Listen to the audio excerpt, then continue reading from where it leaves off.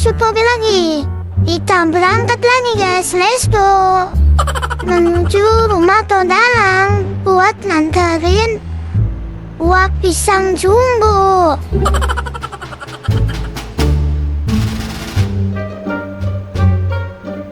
Wah, jalanannya lumayan sepi guys, jadi nggak terlalu khawatir buat nyetir mobilnya. Aduh, Ipin awas itu Upin, di depan ada mobil, tonton. Waduh, ya kan bener. Hati-hati Upin nyetirnya. Iya Ipin, ini juga udah hati-hati. Cuman mobilnya itu kenceng-kenceng banget, jadi susah ngendaliinnya. Wah, itu dia guys, rumah Todalangnya udah kelihatan guys.